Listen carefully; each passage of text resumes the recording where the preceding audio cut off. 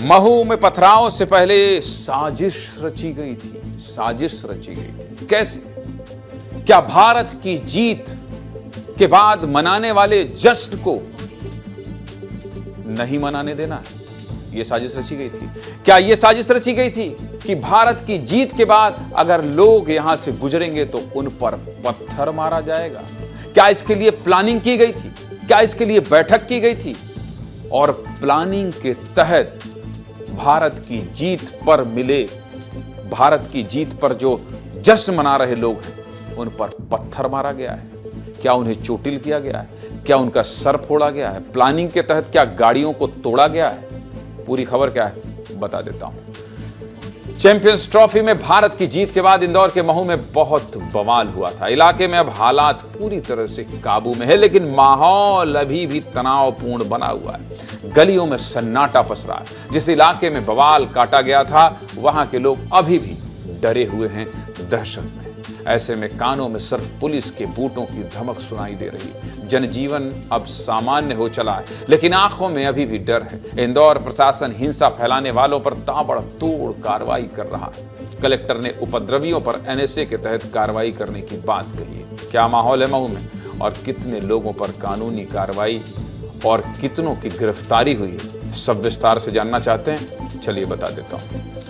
9 मार्च को इंदौर के महू में भारत की जीत के बाद निकाले जा रहे जश्न के जुलूस के बीच महू में खूब हिंसा हुई थी। उपद्रव कर रही भीड़ ने पत्थरबाजी और आगजनी की थी। 2 घंटे तक हिंसा की आग में महू का पत्ती बाजार इलाका जलता रहा। बाद में पुलिस ने हालात पर काबू पाया और उपद्रवियों पर लगाम कसी।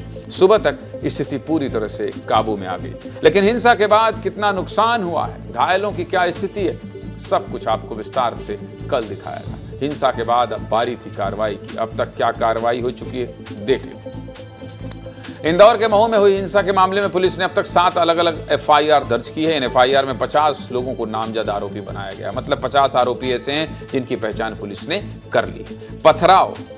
पथराव और आगजनी करने वाले 13 लोगों को पुलिस अब तक गिरफ्तार कर चुकी है। एहतियात के तौर पर हिंसा वाली जगह पर 300 पुलिसकर्मी तैनात हैं। पूरे क्षेत्र की ड्रोन से निगरानी की जा रही है। वहीं कलेक्टर हिंसा के आरोपियों पर एनएसए लगाने की बात कर रहे हैं। एनएसए मतलब राष्ट्रीय सुरक्षा कानून, और जिन लोगों को देश की जीत के जश्न से आपत्ति है उन पर रासुका लगना ही चाहिए। महू हिंसा मामले में हुई कार्रवाई पर पुलिस के अधिकारी और कलेक्टर क्या कह रहे हैं सुनिए, फिर आगे बात करें।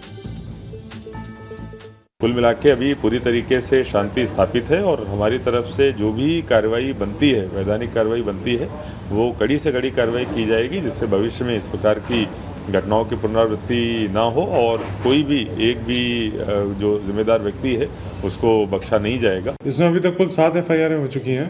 दोनों पक्षों की तरफ से इसमें एफआईआर हुई हैं और इसमें जो करीब 50 से ऊपर लोग जो हैं उसमें नामजद हैं और इतने ही लगभग लोग जो हैं उसमें अज्ञात बताए गए हैं जिनको हमने चिन्हित किया हुआ है।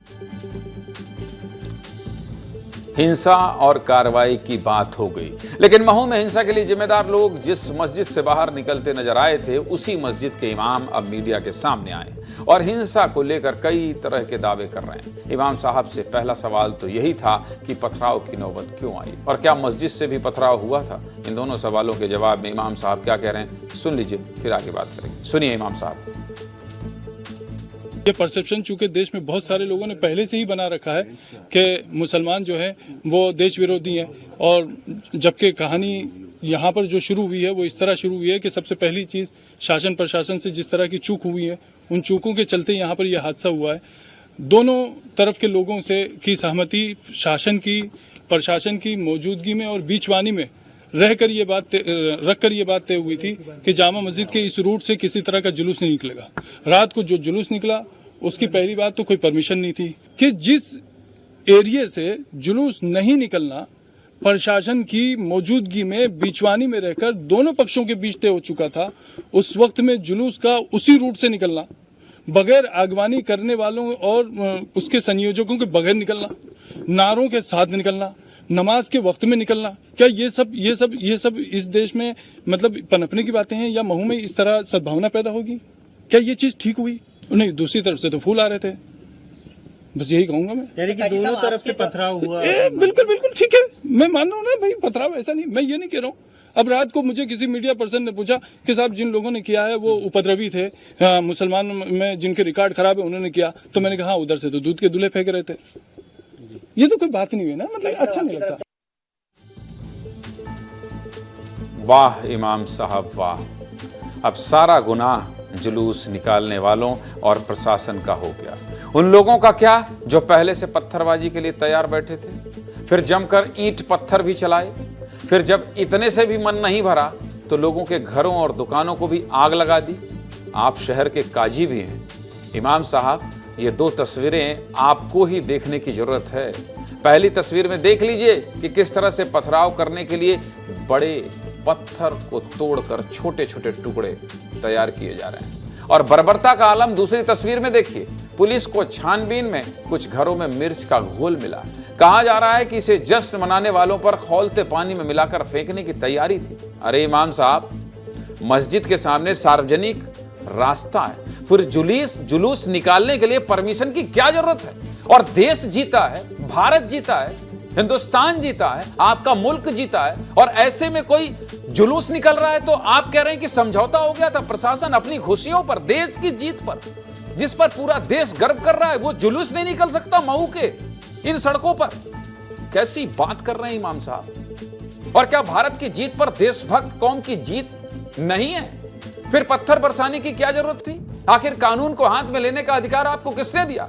मस्जिद के इमाम के बयान पर हमारे सहयोगी संतोष किस्तानी ने हिंसा के प्रत्यक्षदर्शियों से भी बात की है, यह भी सुनाऊंगा। लेकिन यह जो बात इमाम साहब आपने कह दी, यह बहुत गलत कह दी, और मुझे लगता है कि प्रशासन को अपनी जांच में इस बात को शामिल करना चाहिए। अरे देश, पूरा देश सड़कों में, मोहल्लों में, चौक में, चौराहों में जश्न मना रहा है कि भारत को ऐतिहासिक जीत मिली। अरे सीना आपका गर्व से चौड़ा होना चाहिए। आप कह रहे हैं सहमति बनी थी, इस रास्ते से जीत का जश्न, जुलूस नहीं निकाला जा सकता? भारत की जीत की खुशियां नहीं मनाई जा सकती? ये कैसा मुल्क बना रहे हैं आप? ये कैसा देश बना रहे हैं? और ये किस तरह की बात है? किस तरह का भाईचारा है? किस तरह का अपनापन है? जुलूस निकल गया देश की खुशी के लिए तो हिंसा कर देंगे, घरों पे पत्थर मारेंगे, कारों को तोड़ देंगे। शर्म आनी चाहिए ऐसे लोगों को जो देश की खुशी बर्दाश्त नहीं कर सकते। ऐसे लोगों को शर्म आनी चाहिए, और लगना चाहिए इन पर एनएसए के तहत ही ऐसे लोगों पर कार्रवाई होनी चाहिए। शर्म आनी चाहिए ऐसे लोगों को जिस पर पूरा देश गर्व कर रहा है।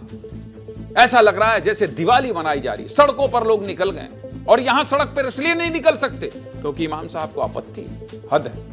हद है। सुनिए जरा प्रत्यक्षदर्शी क्या कह रहे हैं। जिस पथराव के अंदर मेरे और मेरे साथ के सभी लोगों को चोट आई है, जैसे इसको सर में चोट आई है, मेरे हाथ में छाला है, ये पेट में ये ईंटें जो लगी है, ये है। बिल्कुल देख सकते हैं, ये पथराव में ये घायल भी हुए, हाथ भी हुआ है, और यहाँ तक कि इनके सिर में भी पत्थर से शहर काजी थोड़ा रमजान जैसे महीने में शहर काजी जो झूठ बोल रहे हैं, मतलब शहर काजी जी का प्री प्लान था, क्योंकि जिस हिसाब से पत्थरों की बारिश हुई है उस जगह पे कोई पत्थर नहीं थे। जहां हम खड़े थे वहां एक पत्थर नहीं था, वहीं से कंटिन्यू पत्थर आ रहे थे। कम से कम हमारा जो वीडियो आप देखेंगे 500 से 600 लोग एक साथ आके पथराव कर रहे हैं। तो कहाँ से इतने पत्थर आए और कैसे पथराव हो गया? तो भारत की जीत का जुलूस और भारत के अंदर कहाँ से निकलेगा ये आप तय कैसे करेंगे? भारत अगर जीता है तो भारत का जीत का जुलूस दुबई में भी निकला है और शान से तिरंगा फहराया गया। मैं इनकी बात का समर्थन करता हूँ, क्योंकि वो मौलाना, तथाकथित मौलाना, वो ही पूरे झगड़े की जड़ है। क्योंकि दूसरों को, हम लोगों को शांत कर देता है, बाकी दूसरी तरफ से पीछे से हमला करवा देता है। इसी प्रकार से उसने हमारे घर पे भी हमला करवाया और दूसरी जगह भी बोल के हमला करवाया। एक जगह एक साथ 4-5 लोग नमाज खत्म होने के लगभग आधे घंटे बाद निकलना बहुत बड़ी बात है।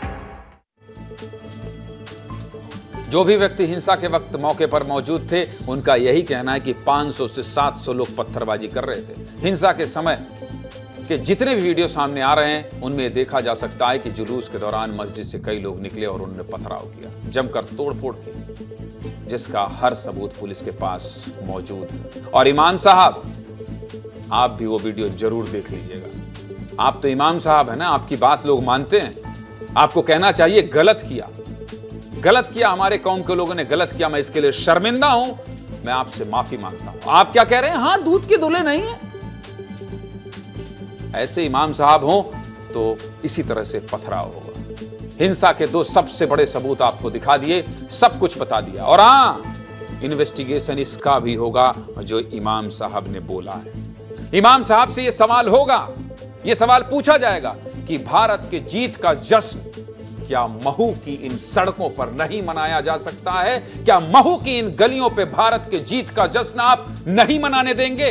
यह सवाल पूछा जाएगा आपसे, और यह सवाल आपसे पूछा जाना चाहिए। विस्तार न्यूज आपसे यह सवाल जरूर पूछेगा। इमाम साहब आपसे पूछेगा, आपकी मनसा जानेगा कि क्या आप इसी